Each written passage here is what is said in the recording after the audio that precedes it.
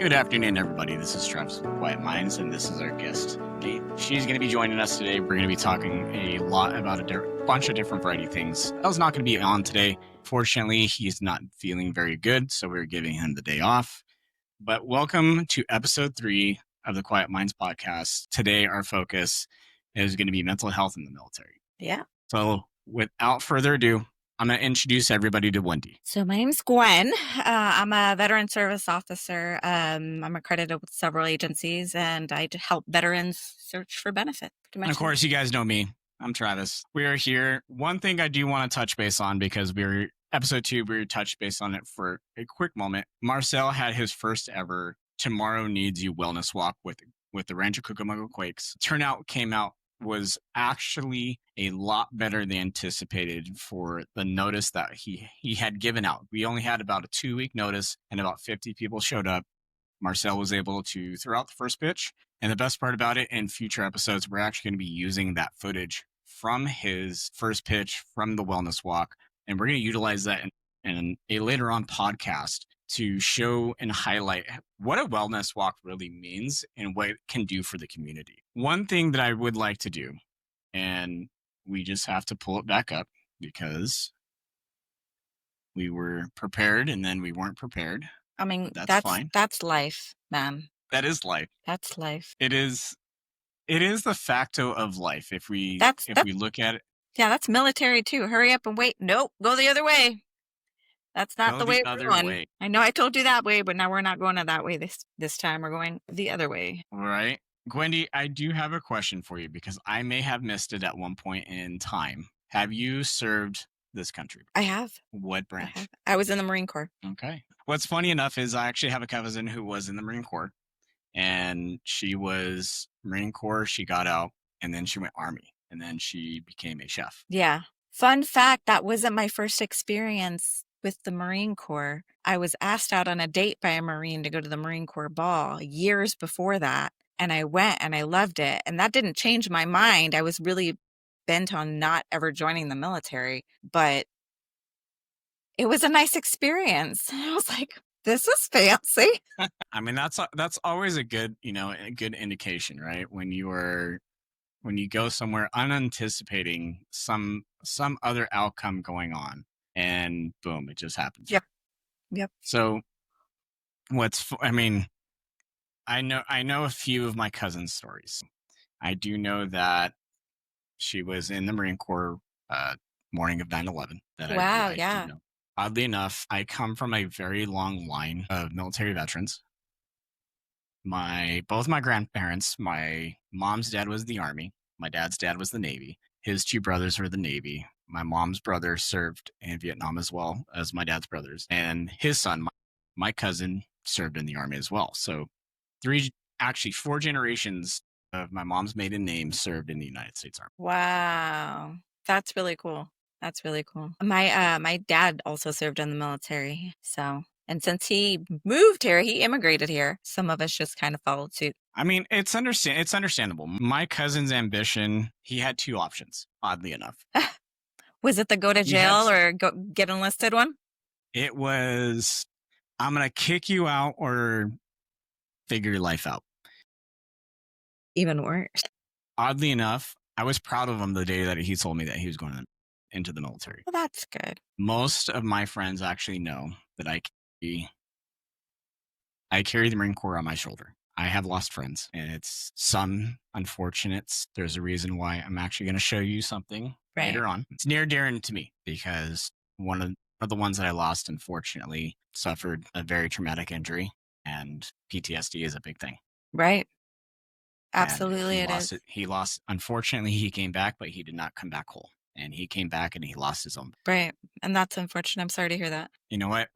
We move forward from it. We look at the experiences and we try to push everybody. I mean, that's why this podcast exists, because it doesn't matter who you are. If you're a military veteran, just a regular person, mental health actually really matters. It does. And I was hearing, I don't know where I heard it, but they were saying, 10 years ago, you wouldn't even be able to talk about mental health the way that we talk about it today. But that's one of the things, right? We have to destigmatize the way that mental health is talked about. And funnily enough, it's like Men have a huge stigma in the military, as do women. You know what I mean? They all have a huge stigma in the military to say, hey, you can't talk about that. That's not something we deal with. That's not something we go through. And to come out and hear something completely different, it's kind of like, wait a minute, what do you kind of just stop in your place and you debate on what you want to do. I don't have that is a big one. Is a big one we hear. I don't have that. That's not something I have. Yeah. No, absolutely. Absolutely. When he was going through his battles, I looked at him. I'm going to go, dude, you need to talk to somebody. And the response was, I don't have. Very true. Very true. And And it's one of those, it's heartbreaking. It's heartbreaking because it is that stigmatism, especially, with men. It's always that we're strong. We can do this, put everything aside. But at the end of the day, we're the quiet ones. We're the ones that keep quiet. We're the ones that, push it to the side because it's not a problem. right. It was funny because while I was doing this research and looking over statistics and stuff like that, I came across a lot of stuff like that, like where it says, like, they had quotes, they had a study that they did within the VA system, and some of these quotes from these veterans, and it was done only on male veterans. There was like 107 people in the study they had reached out to. They ended up with 25 because everybody either flaked out or they didn't want to do it. And some of the quotes that they had was like, I never talked to anybody about this before, so it's a little different of a road for me to travel because I'm a protector. I'm not one to come back and complain about something that's happened. I just handle it on my own and be able to make sure that the people around me are protected and safe. Like stuff like that. I mean, and these are direct quotes from the study, from the military service members that come back and they have to deal with these PTSD symptoms and they don't know how or where to go. Exactly. And a lot of the times it's don't know where to go. It is don't know where to go because they're oddly enough, they're not enough. There's not enough for them to find solutions to I'm not okay today. Right. Right. You could be good. You could be good 15 minutes from now, but in that moment, they're not. They're not. Right. Right. And I think And there's it's hard to see on watch. especially the growing numbers and typically in our generation, because that's what it was. It was men were put it behind you. Right, right. I'm gonna read you another quote because You this one really stood yeah, out to me. It says, "I come from a family of all boys. We've all served overseas active duty in different military branches. If you sat my brothers and I down in a room at any point before May, all my brothers would have said, I don't have PTSD. That's for guys that are trying to get claims or whatever. PTSD is an administrative thing. I don't have PTSD, and honestly, most people don't have it. I was just very ignorant and naive and fearful of the whole topic." That's a quote, dude. That kind that's of blew my mind when I read that. but I understand it. Absolutely. Absolutely. So, I Like mean, one wholeheartedly understand it. And that's the crazy part is some of us who do struggle with mental health, we're like, man, like like that gave me chills. That gave me chills. yep. I grew up with two sisters, and growing up as the only boy was you scrape your knee, get up and dust it off, put dirt on it, and get up and do it again. That's and for me for the longest time, that's what it was. It was put some dirt on it, move past it. And then 2018 comes along. I started actually seeking help. What year And was it? 2018. That's when I started seeking help. So oddly enough, around this time, I wasn't the best person to live with. I was fighting everything against, I was fighting everybody. It had nothing to do with what you did, who you were, whether you were my family, you were my girlfriend, you were my kids. I was fighting. I was fighting. I was an angry person. And a lot of people don't understand that from me because it's like, well, you seem happy. I wasn't. I wasn't. I was not the easiest person. I was angry all the time. A lot of it was I just didn't know how to control it, let alone I didn't know why I was angry. And so I actually sought therapy, and my wife even was like, you need to go see somebody. Right. And that's another thing that I read is that a lot of veterans, they'll only go, especially male veterans, they'll only go seek help when somebody's pushing them to. When somebody's telling them, Hmm. we can't do this anymore. We're going to get a divorce. We're going to, or just say, hey, you have to go. You have to go see the doctor right now. And without that push, then these people wouldn't seek help.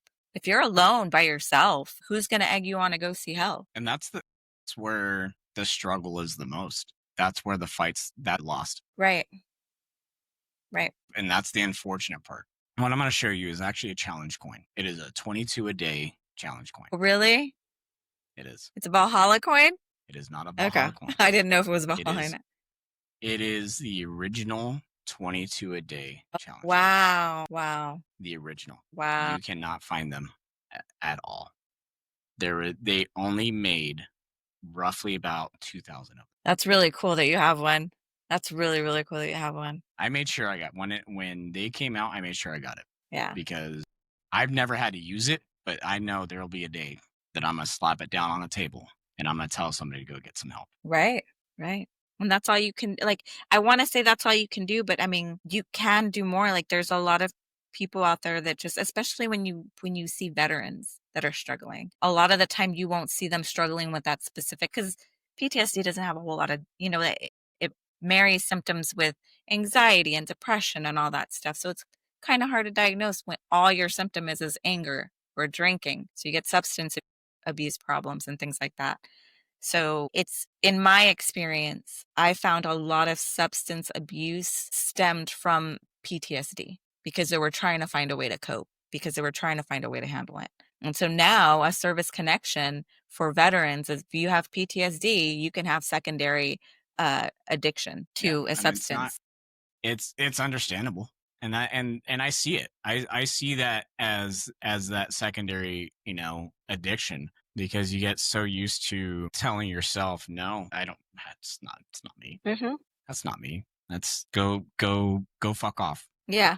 It's not me. Right. Go talk to somebody who's going to give a shit, because that's. But then someone leaves the drawer open and you're like, what the fuck? Exactly. And then it's like, and a lot of people don't. What's really interesting is I've actually found out a lot of people don't associate PTSD with mental health. They think it's its own character. So they don't. So I've come to find out that a lot of people don't associate PTSD with mental health. That's interesting. They see it as a secondary issue. Interesting. Secondary issue. Yeah. Interesting. I'm like, no, it's the same thing. It's the same thing. It's not a. Like I said, they have overlying symptoms. They have overlying symptoms, but it's all, that's nuts. It is all joined. That's crazy. Yeah, no. We've diagnosed people for PTSD and depression and all of that. Not me personally, obviously, but the VA has diagnosed these veterans with these things, and it is not a secondary issue by any means. No, not at all. By any means. And that's one thing that, for us, we have to advocate. We have to advocate for that mental illness, that mental issue. And everybody's like, "Oh, it's an illness." It's whether it's an illness or not. That's their mind. That's their mind that's going crazy. Right. Absolutely. And it's not. It goes back to, like, it's not what you think, it's how they're dealing with it. And so you have to, like, kind of assist in being their friend, in the sense that you're going to support them with what they're going through, not try and change what they're going through to fit a narrative. Yeah. And it's like, it's funny because I know my grandfather never talked about his military ever. I'm actually still trying to get his military record. Yeah. Is he around? No. Unfortunately, my grandfather died in 2006. Okay. But interesting enough is I've been trying to get his service record for the last 3 years. You fill out an SF-180.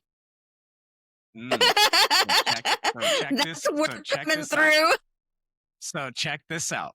We have 3 times. Is his one of the ones that got burnt up, or? No, so that's my great-grandfather. Okay. That's my great-grandfather. Wow. And what are they saying? So I was able to get in touch with one of my friends, and he's like, "Hey, I've seen it, but you're not going to." Oh, what? Did he tell you what? It's redacted. Oh, it's interesting.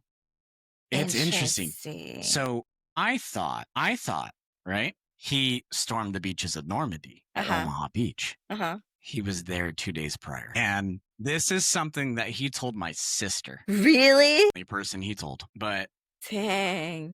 this again, that stigmatism of, was it shell shock? This is why he didn't talk about it, or just he couldn't talk about it. And there are like I have Vietnam vets come into my office, and they are just they're there with their wives will tell me everything that's wrong with them because they don't either A, want to articulate it, or B, want to relive it. And that's one of the things that I found in all my research is people they don't want to relive that trauma, so they don't go seek help. One of the things that they do is it's called PE, it's a type of therapy, and CBT. And that's where you relive your experience, you talk about it, and then you have to listen to it again over and over.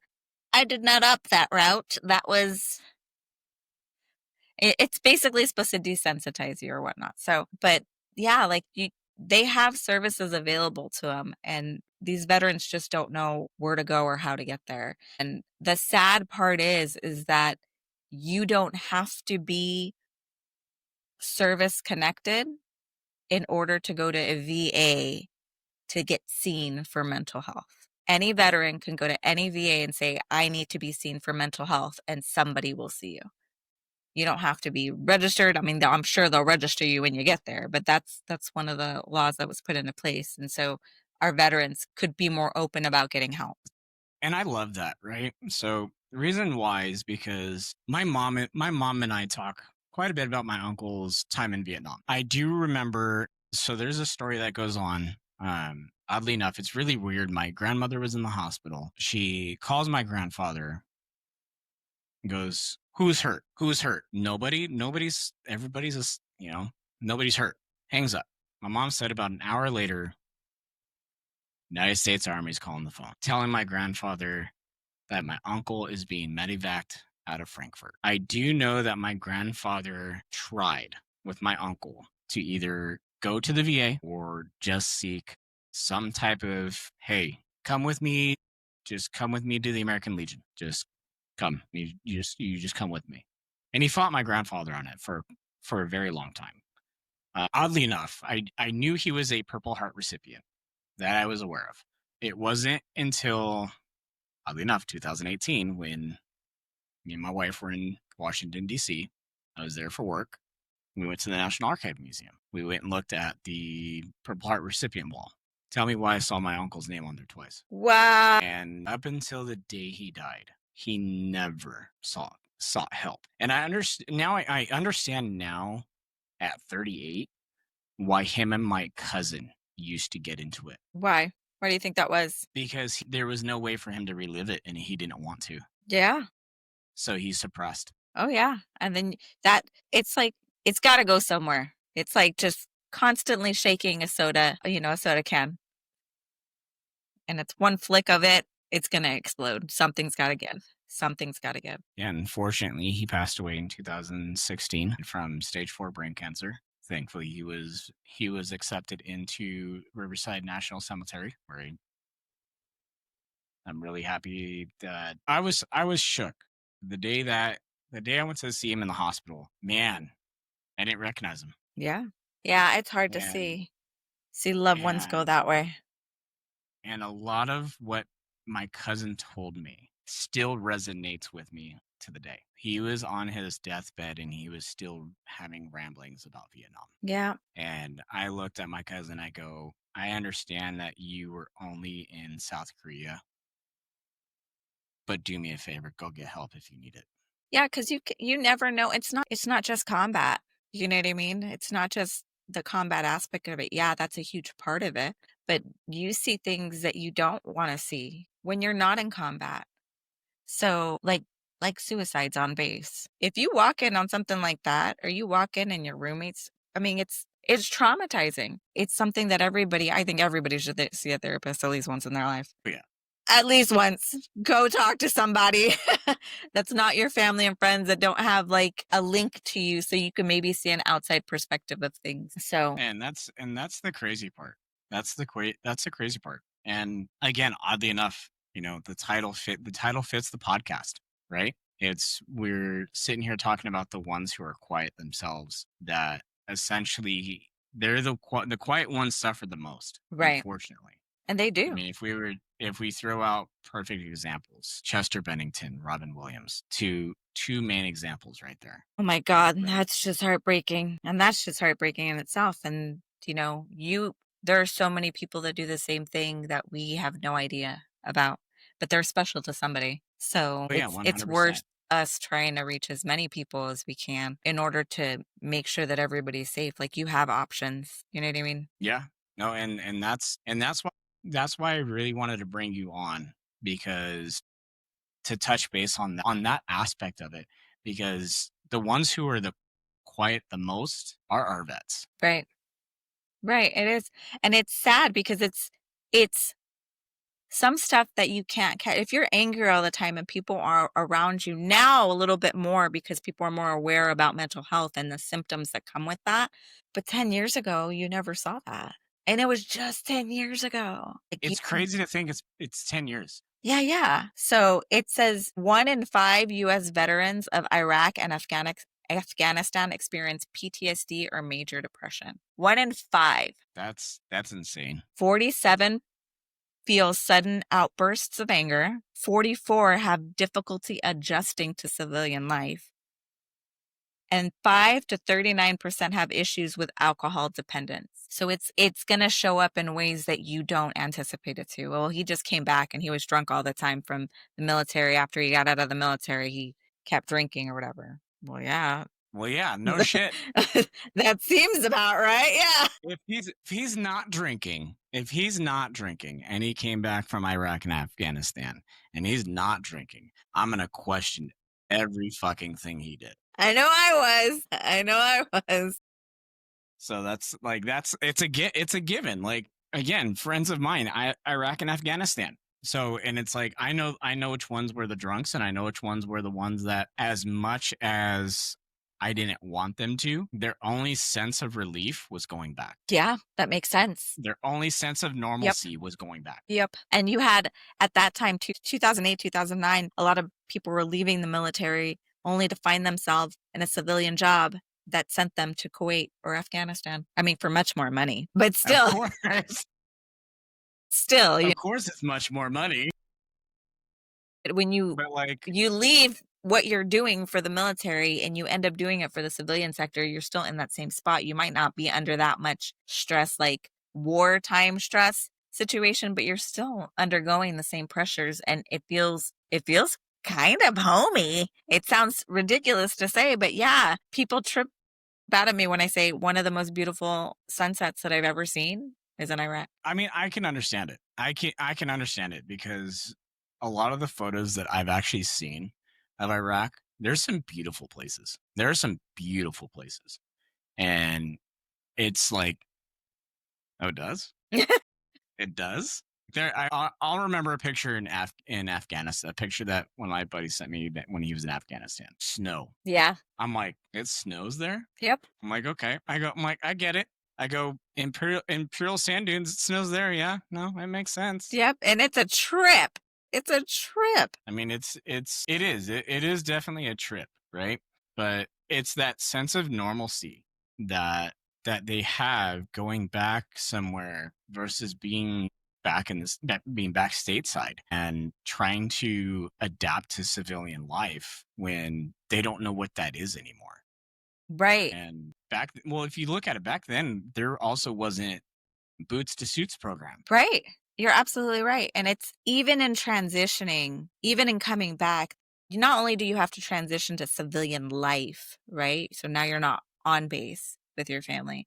You also have deployed for, let's just say some of these people deploy for years on the time at a time. And you're coming back and you can't find your place because your wife and kids have been running this household without you.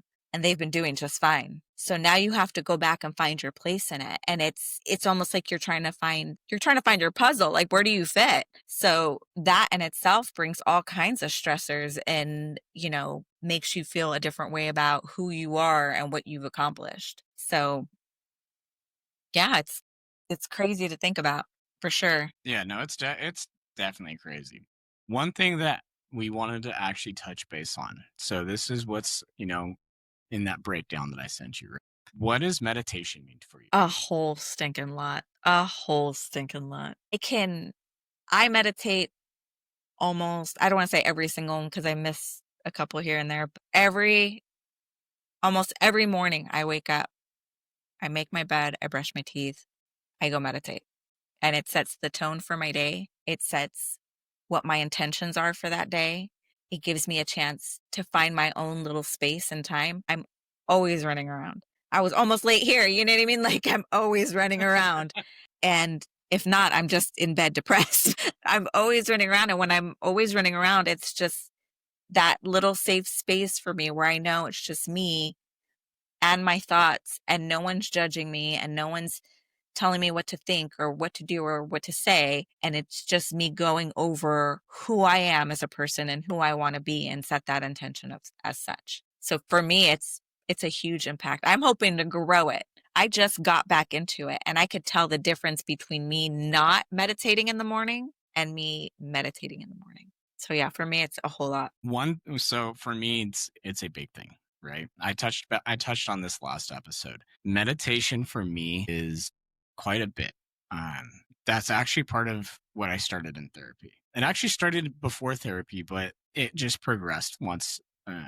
There'll be days where I'm not having a great day. There'll be days that I just sit in this office and I'll stare at the screen thinking if I want to stream, if I want to look for who knows what. And I don't realize I start doing it, but I'll put on like Lindsay Sterling Mhm.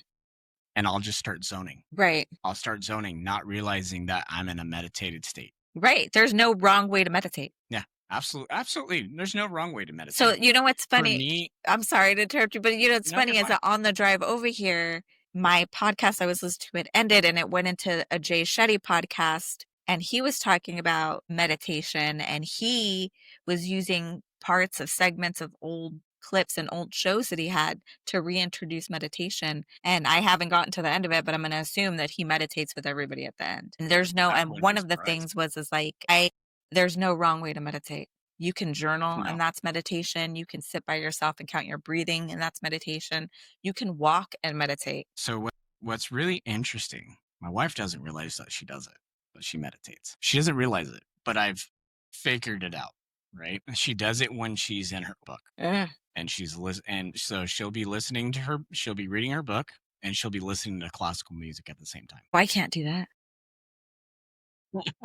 I could do almost everything else, but doing two things at 2 years of like I can't. It's just But yeah, she'll read and listen to classical music, and it brings her a sense of calm. yeah, yeah. And again, there's no wrong way to meditate. I used It the doesn't Calm app. matter what you're doing. I used the Calm app, and I used it to get started. I used it to get started the first time. I'm using it now to get started again, and then I'm slowly creeping up. So it went from like 5 minutes to 10 minutes, and from 10 minutes to 20 minutes, and then I'll do a completely different meditation that I've learned, and then I'll go like my ultimate goal is to get to like the 30-40 minute meditation, because that's where stuff starts happening, man. That's where stuff starts happening. You don't want to know. That's where stuff starts. Have you ever heard of Dr. Joe Dispenza? Yes. Yeah, that's where stuff starts happening, bro. My longest meditation was 4 hours. My shortest meditation, 10 minutes. So my shortest meditation was minutes. I was like, squirrel? What? Why are you But barking? so what's interesting is when I went into that 4 hour meditation, there was a lot going on. I was going through a double diagnosis with something. And oddly enough, this is actually something I really don't talk about a lot. And it's actually perfect. So back in 2014, I had a double diagnosis and I was at the doctor's office. And my response was, I got the cure underneath my seat. It's a 45. Well, tell the rest of the story, man. You're still here. Oh, I know. I'm still here. But I said those words. I said the words, I have the cure. Right. And that cure is a 45 underneath my seat. It's, That automatically put me on a 72-hour hold yeah, yeah. in Santa Ana. Yeah, dude. So I was in the Santa Ana psychiatric facility for 72 hours. And the longer that I was there, the more agitated that I got. But at the same time, the more I allowed myself to really look at the bigger picture. My youngest had honestly we just had learned, I had just learned that my ex-girlfriend at the time was pregnant with my youngest daughter, literally a day before. And my oldest daughter, she was 4. She was about to be 4. So oddly enough, 11 years later, I'm still here. Yeah, I told my doctor. I looked that doctor dead in the face. I said, I got a cure. It's a 45 underneath the seat. I'm going to need you to walk this way, sir. It wasn't even, we're going to need you to walk this way. It was sheriff's office right then and there. Wow. A sheriff's deputy was right then and there. That they didn't even give me a chance to walk. Wow. That's crazy, dude. Did not give me a chance to walk. That's crazy. Like I didn't, and they put me in cuffs, which rightfully, looking at it now, right, that's rightfully so. Right. Right. And the longer that I was there, 72 hours, the longer that it came up, I was released. I ended up going for a drive, parked, and just turned on classical music. And by the time that I knew it, about 4.5 hours was up. And I looked at my phone and I'm like, oh, everybody's looking for me. I need to make phone calls. Right. I need to make phone calls. My mom was looking for me, my dad, my sisters. Yeah. Once somebody gets a hang of it, I can't get a hold of him. Where are you? Yeah. Yeah. Like, where are you? Yeah. Went back to my parents and I said, look, this is what's going on. Because they didn't even know I was in a psychiatric hold. And so hey, this is one of the things that's going on. I'm not going to tell you guys anything else, but this is what's going on.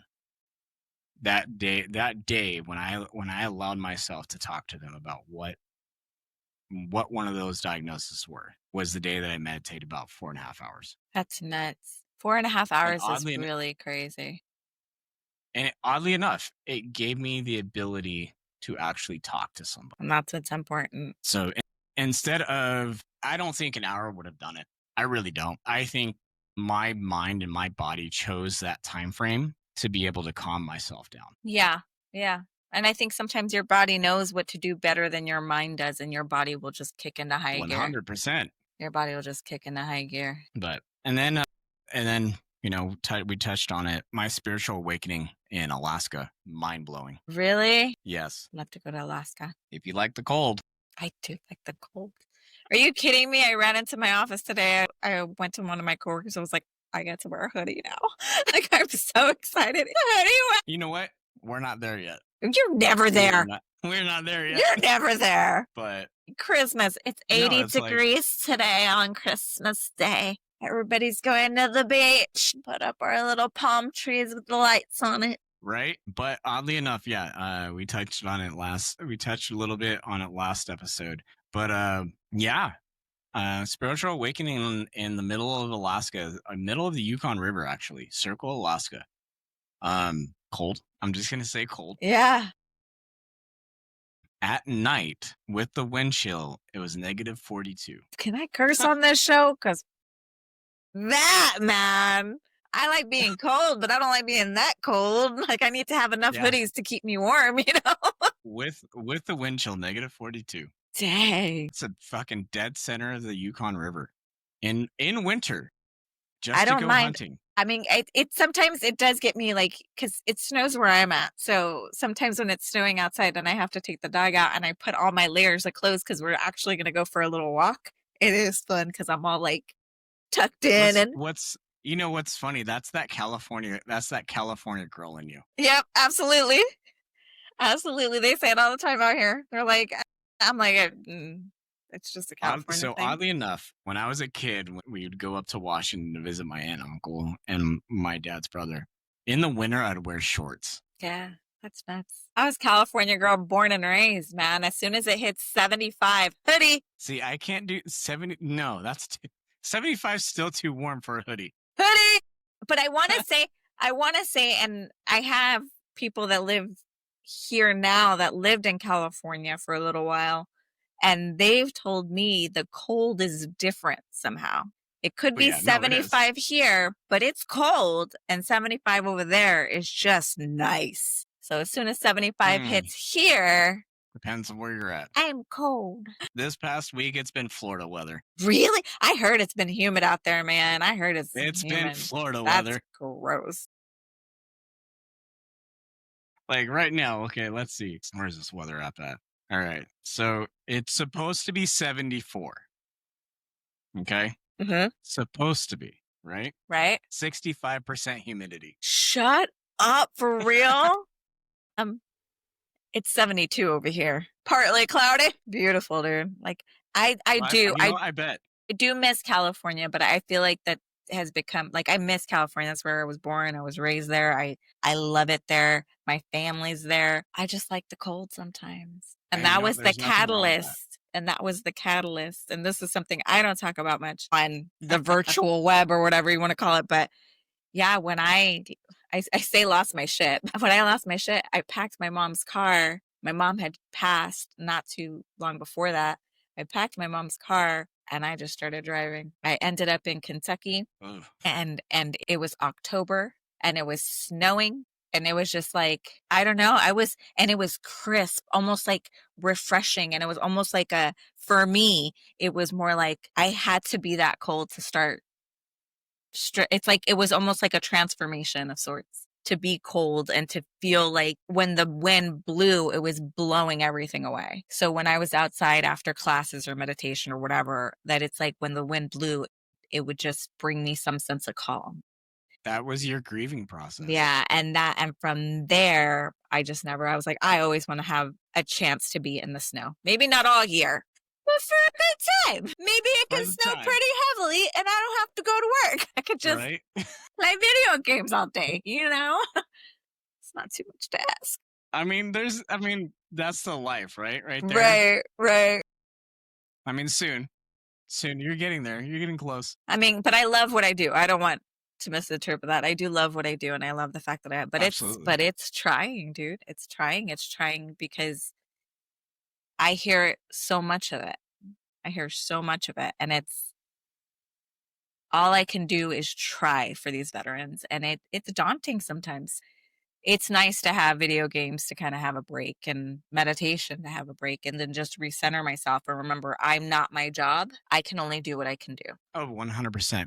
Oddly enough, there was a time that I was actually using video games to meditate. Really? Yeah. So it started with Forza, and Forza led me back to Call of Duty, and of course, the rest is history. That's how look how we met. I just Call of wanted to Duty. kill zombies, man. That's all I wanted to do was kill zombies, and it wasn't happening in real life, so I got to go to the video game. You know what? It's funny. Most people look at nowadays and they're like, all these movies fucking lied to me. All these movies fucking lied.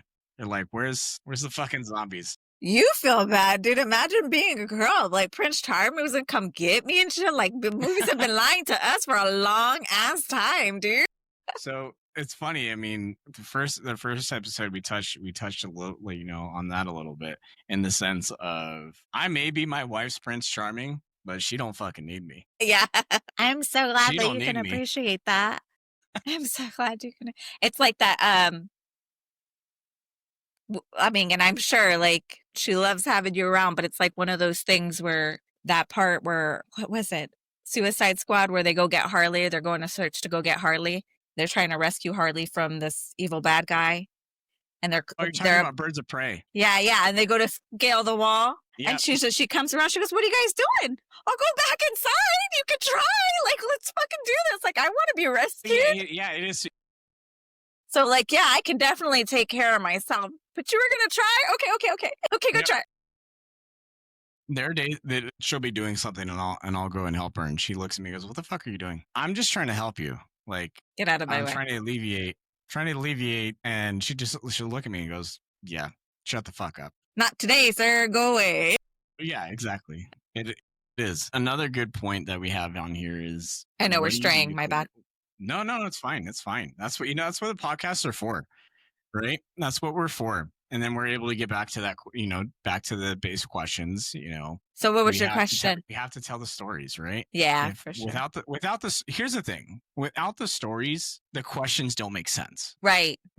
So that's what a lot of people don't realize is without the stories, without the back and forths, the questions just don't make sense. They don't work because it could be a podcast of question, answer, Okay, that's a 15-minute podcast right there. That That's it. there's no relation to it. Yeah, you can't relate to it. No, yeah, there's got to be relation, right? But you actually touched on it.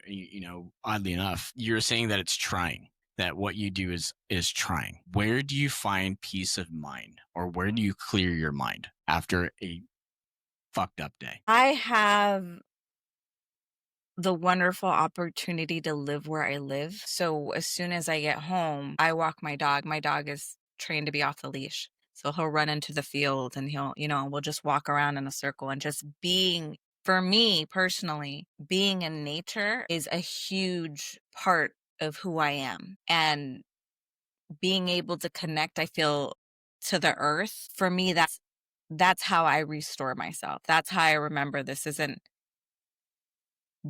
just me, or is it just them? Like there's this whole, I am but a speck. We are just but a speck in this grandiose planet, on this grandiose, solar system, in this grandiose universe of galaxies. You know what I mean? So it kind of grounds me in the sense to say it's okay to let go, because I have this tendency to harness and try so hard to help people. And if I continue to do that, that's only going to be detrimental to me. And some days are easier to let go than others. But overall, I feel like that really kind of helps me decompress. I fucking wish I could. Shit. And then I kind of self medicate too. I mean, here's the thing. Don't we all at some point? Yeah. I mean, reality, don't we all at some point? Yeah. It gives me For almost me, like a clean slate. You know what I mean? Like it yeah. gives me a clean slate to be like, okay, what was I stressed out about? That, why? And it start going into that meditative state where I'm like, okay, so why was I stressed? And I kind of diagnose and figure out how I can better approach situations and things like that. So it puts me in a little bit of a meditative state to kind of process what I've been through, or what I've heard. I don't want Okay. to say been through, because I didn't go through it. Yeah. I mean, in concept, you're processing what you were dealing with in the moment, Mm-hmm. right? Mm-hmm. So for me, being in front facing retail, fucking trying some days. It is fucking trying. I went back to it because I'm an idiot, and yeah, it is trying. It is It's so fucking trying. trying. And it is one of those things that there was a day not too long ago. It was actually, oddly enough, I did not stream for about 3 days. It was one of those periods where I was just like, no, I can't fucking do it. I had a customer come in. Essentially, I was refusing service. I was refusing to help them. They got to a point where I had to actually kick them out of the store. I had to ask them to leave. And they decided to come back and then waited for me. Yeesh. And I could not break myself from it. Yeah, that's a rough one. And it's not, oddly enough, it's happened. So front facing retail from pre-COVID to now.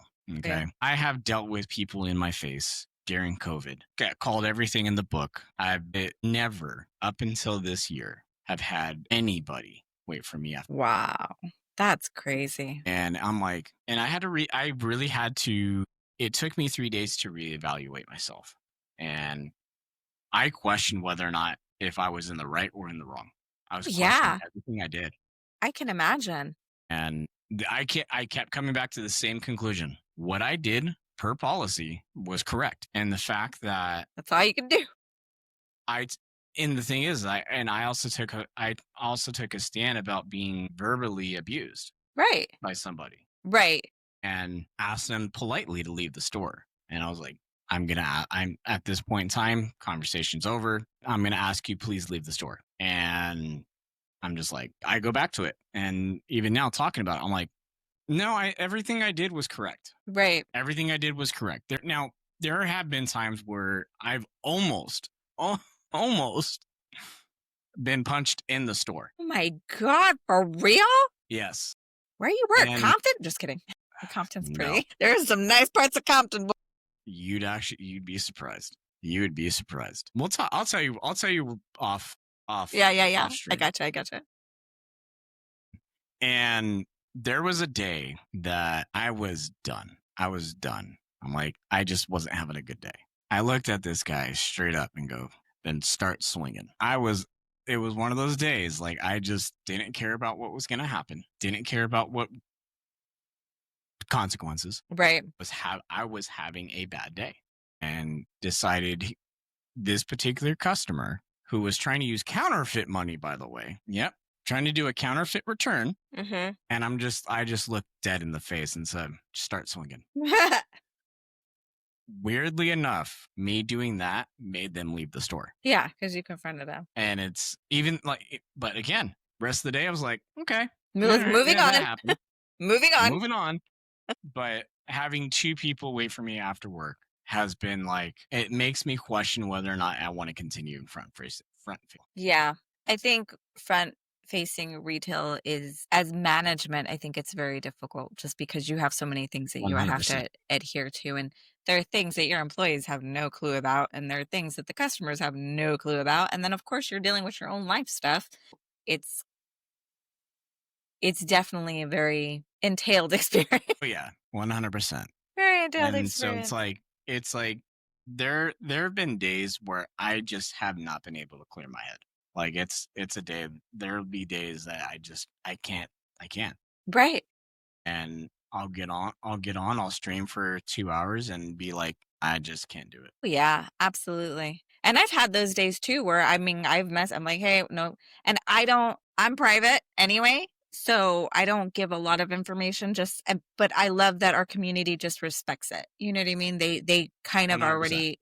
already know that everybody has problems. We're all on the same page. We all have lives to live. We all have, I mean, this is for a lot of us, Twitch is just a side gig for fun, but to know that the people, that community that we have is so understanding, it makes it easier to back away, and it makes it less of, I'm so committed to this that I have to be there and then try and push through. It allows you to kind of pull away and be like, okay, I have to take time for myself. It's okay for me to take time for myself. Perfect example, right, of how well this community is. I was attempting a 24-hour stream after tearing something in my shoulder. And I was in so much pain.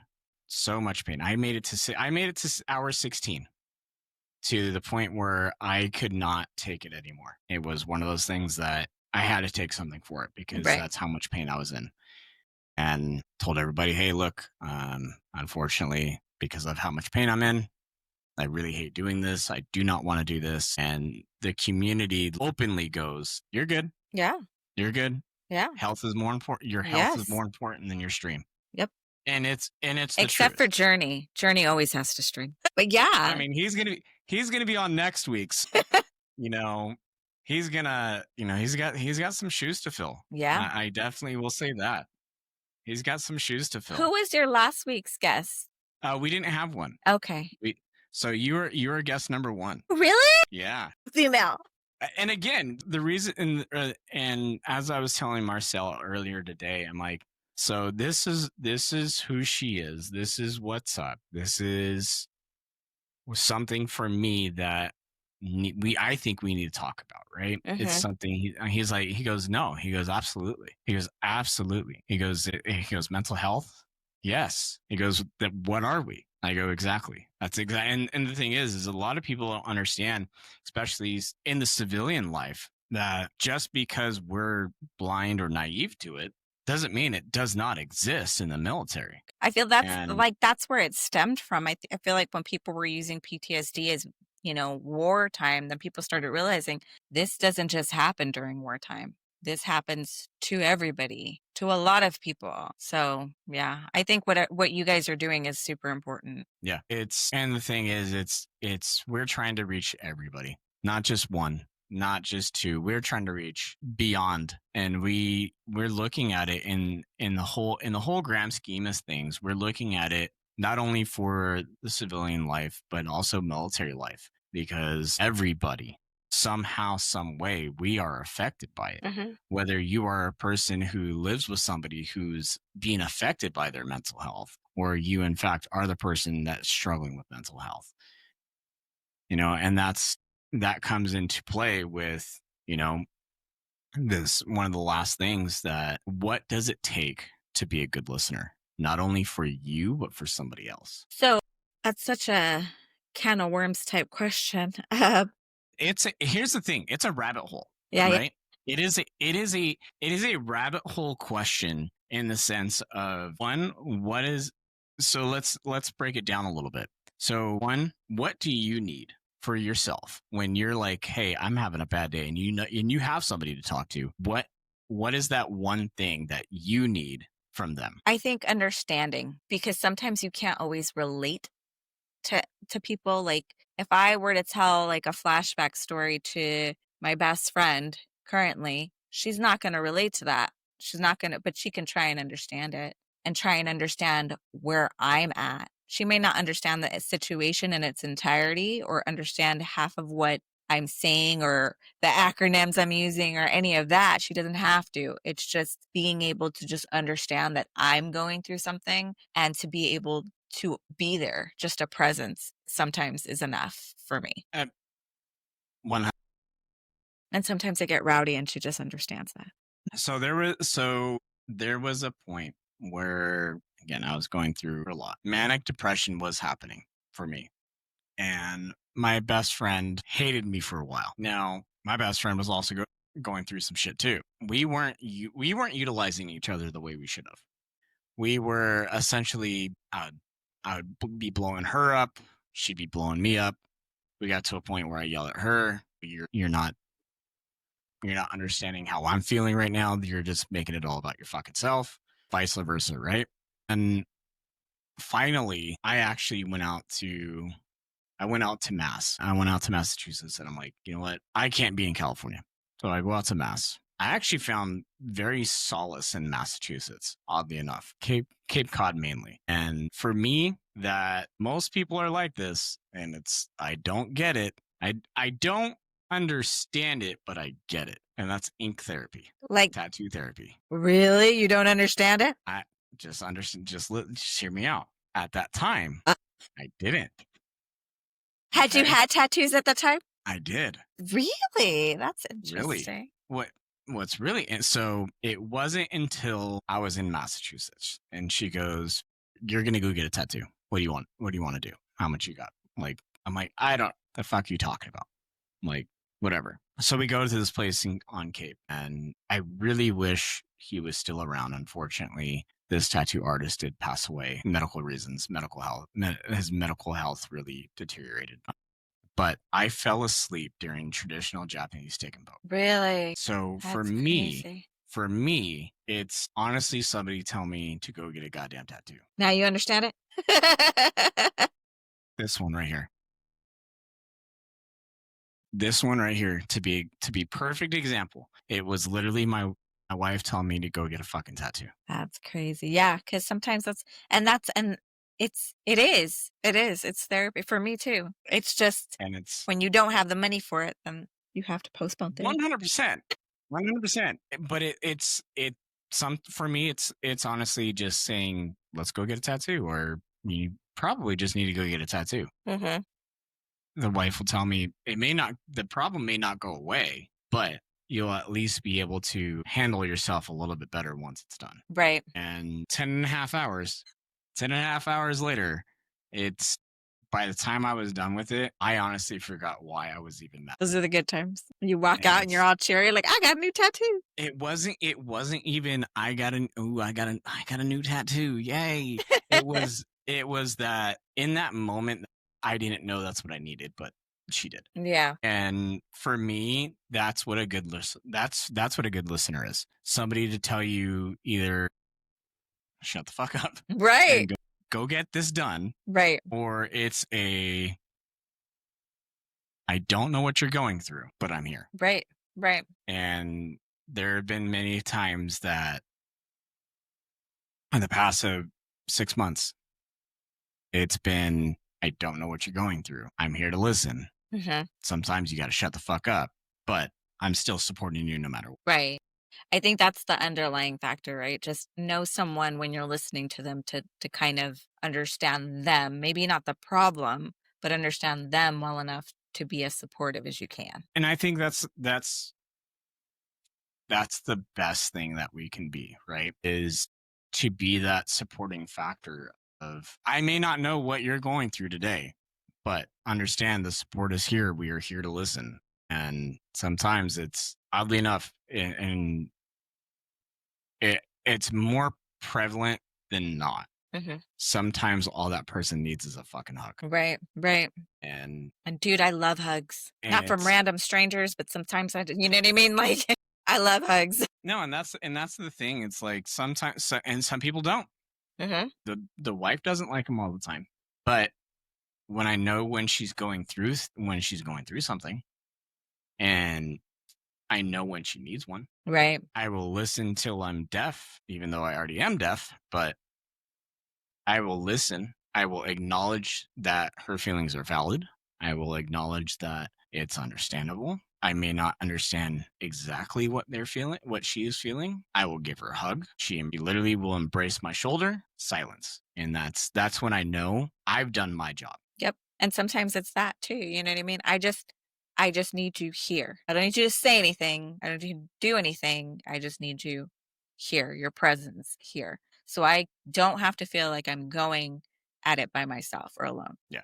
And that's what most of us are really looking for, is just somebody to be like, look, you're not alone. You're not going through this alone. And that's the whole premises of this, right? It's to allow people to understand and to tell their story, that and to show that they're not alone. The quiet minds will be loud. Right. Absolutely. And oddly enough, again, and we'll use this more and more frequently, is the quiet ones are the ones that speak the loudest. Right. Yeah. And it's not by their voice, it's by the actions and their facial expressions. And those things speak volumes. Yeah. And most of the time it's like, my wife will know, if I come in the door and I don't look like I'm in a good mood, I'm not in a good mood. Like, it's because it is. It's one of those things that it's just what it is. And oddly enough, about almost 3 years ago now, I had what's considered a little mental breakdown, and it had to do with work. It had to do with workplace toxicity, and I was feeling that I was the one that was crazy. And then once I started opening up about the situation, three others were like, "No, that's no, not get that out of your head, because that's not what you are not the problem." Right. But I was more so embarrassed that I allowed my reactions and my instability show, But you're because only again, human. exactly, It's a and hard it's part of balance. It's a very hard and it's and balance for sure. and it's also part of growth, Right. right? It's Right. part of growth. Absolutely. Absolutely. It's being it's being able to say, yeah, no, I'm not I'm not always the best. Right. But that's why it's so important to find those things like meditation. Like another thing that I have just remembered right now is that on my appointment days, I go horseback riding after, or I love that. I go work with horses. I don't always get to horseback ride, but I'll shovel shit. You know what I mean? It just gets you out of that mentality and that headspace, and just being around horses is just it's huge for me. So I love doing it. I mean, I would too. My wife would if she could. Oh yeah, I love it. I love it, and I've been really blessed to be able to be part of that. So I mean, it's one of those things. It's we look at it, we grow from it, we take everything. You should be taking everything at face value. Listen to the ones that care about you. Listen to yourself, honestly, because if your mind's telling you one thing and your body's telling you something completely different, start listening to your body, right, right? So again, this has been wonderful, Gwendy. It is beyond awesome to actually have you on here, it's and been to pick amazing. and to pick your brain, because there's things that I know from a civilian standpoint that I will sit here and say I was naive to, Hmm. right? And even though having family in the military, I know that certain people don't talk, Right, and that's one of the biggest things is we want everybody to start talking, because the more we talk about it, one, it lessens the stigmatism, right, two, it gets them the help that they need, right. and three, it shows that everybody goes through the same type of mental health bullshit. And I think it's important too to remember what that looks like, because it doesn't always look like that for everybody. Sometimes, like we talked about earlier, it could be like alcohol abuse, drug abuse. It could be just lashing out all the time. It could be drinking. It could be literally anything that you're finding solace in to stave away those symptoms. Oddly enough, impulse control. Yeah, I'm bad at that. But again, it's on that it's that same conversation. If you do not have, if you're going through, and a lot of people don't realize it, is an impulse buy tends to be associated with something that you're going on, something that's going on with you. Mhm. A lot of people, oh, it's just you lack impulse control. It's not always the factor. I don't know that they're seeing, I think it's and don't quote me on this, again, I'm not a doctor, but I think one of the things that I have read is that it releases serotonin and dopamine in your brain, and it gives you that hit of that high of like, hey, this feels good. I don't feel like shit right now. Let's keep doing that. I see that, that Kate Spade. I need it. It's required. It's Or like, required. I will be wholehearted and say there have been times where I know I should have said no, but she was not having a great day. What came to the door 2 days later? A 3 puppy. No, books. just kidding. 3 books. Don't. I don't need her hearing any ideas right now.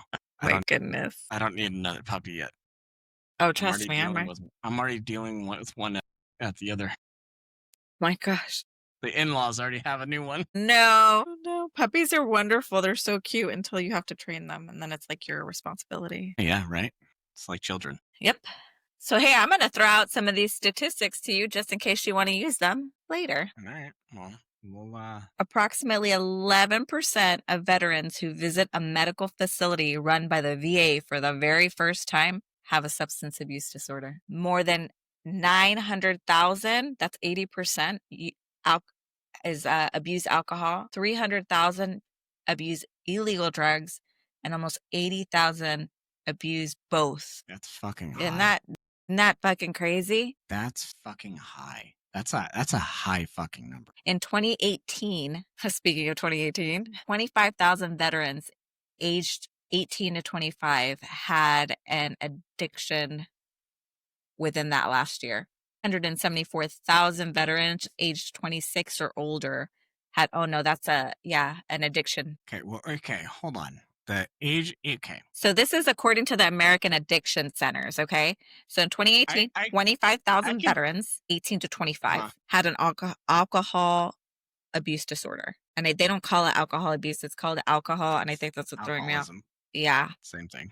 So alcohol, it's the same thing. From 26 and older, 174,000. I can see more. Yeah. I can see that more.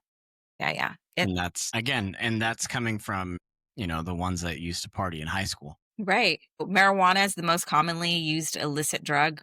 3.5% of veterans report using in the last month. 2.3 million veterans, 11.1% report using it in the last year. But it's marijuana. Well, I get it. Here's the thing. We're gonna have you back on because I do really want to touch on that one. Yeah. Because I personally do not think it's an illicit drug. I think in reality, and that's because it's helped so many people with cancer. It's helped, right. so many things. I don't see it as I can see it as a dependency that I can see, just like anything else, like alcohol, like pills. I can see the dependency of it, but to call it an illicit drug nowadays is, I think I understand why, because it's not federally legalized, but at the same time, at this point, it's not cocaine. It's not, it's 6% of veterans were admitted for cocaine. That makes any difference. 11% were admitted for heroin use, painkillers. 45,000 veterans were diagnosed with an addiction to heroin. 45,000. That's a fucking wild number. It says between 82 and 93% of veterans who served in Afghanistan or Iraq had a co-reoccurring disorder. Had at least one co-reoccurring disorder. So this is like depression and alcoholism, or depression and heroin use. Yeah, dude. It's coexisting no matter what. Nearly 25% have PTSD. And veterans who have an addiction are 3 to 4 times more likely to be diagnosed with PTSD. And the biggest shock to me, and something that is I've heard of it because that's what veterans come into me for, but sexual assault, 38% of male veterans experience sexual assault while enlisted. That's called military sexual trauma. They code it as MST. And this can be anywhere from harassment to all kinds of stuff, but it starts at harassment. That number, for females, it's far worse, obviously, because that's just the way life is, unfortunately. But 38% is very high. That is unbelievably high. And to know that you have to serve and then continue serving and then continue serving regardless and not say anything, that's got to put something on your psyche. You know what I mean? That's if you don't have anything from that. That was the one that was just, I was like, are you joking? That is fucking wild. And that's from the veterandrugaddiction.org. Dude, I did research. That's fucking nuts. And what trips me out too is that veterans have this help, but they won't go get it. 0.8 million veterans had enrolled in the VA healthcare system by early 2025. 5 million veterans have yet to be enrolled. Those numbers are jarring. No, it's jarring. Here's the thing, it's jarring. But oddly enough, I get it, right? Because the VA system was corrupt for so long. That's why my uncle didn't go to the VA, even though I wish he would have. I think we probably would have found things a lot sooner. The fucking help is out there. Right, it is out there. The help is out there. You just gotta gotta find an advocate, and that's the whole thing, is getting you on the show is to make it more mainstream rather than it just be hiding in a corner. Right. And that's why I wanted to put those numbers out there, because this is not just a pass me by. It's not a fad. It's something that happens, and it's been happening for so long. We just never had a name for it, and we never knew how to talk about it.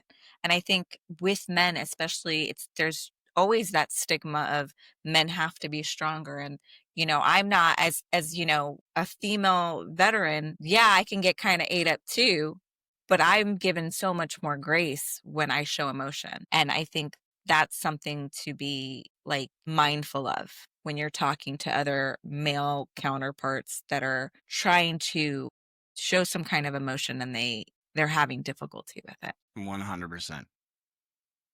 Gwendy, it has been a pleasure. Yeah, absolutely, man. Thank you so much for having me. It's been a pleasure. Everybody, thank you guys for coming in and listening. Again, these numbers do not fucking lie. It is one of these things that if you're a military service member, if you're a military veteran, please go and seek your help. Because at the end of the day, you serve for us, let us serve you. Because you gotta find some help. And if you are struggling, tomorrowneedsyou.com. That is, if you are, I promise you, you will get somebody. And that's one of these things, we like putting that out there. We like putting the foundation out there because that's what it is. It's tomorrow fucking needs you. Whether it's your wife, your kids, your mom, your dad, tomorrow still needs you no matter what. And that's why we always want anybody who's fighting this fight quietly, go seek some help. It's nothing to be embarrassed about. We're going to have plenty of people on here. I really am interested to hear next week's guest, which Gwendy knows, but we're going to next week's episode, we're going to dabble a little bit into the blue collar trade. And that's one thing, because it's another career path that nobody talks about enough when it comes to mental health, is that blue collar trade. Because coming from somebody who was a blue collar worker, plaster, cement mason by trade, it's not talked about enough, even as a blue collar worker. So again, thank you guys for coming into the Quiet Minds. I am your co-host, Travis. This is our special guest, Gwendy. Thank you for having me. Again, it is my pleasure to have you. And we will get you on another one. I promise you that. All right. Sounds good. All right. Everybody have a great rest of your day. We're going to send it out this time. Remember, go seek your help. Everybody loves you.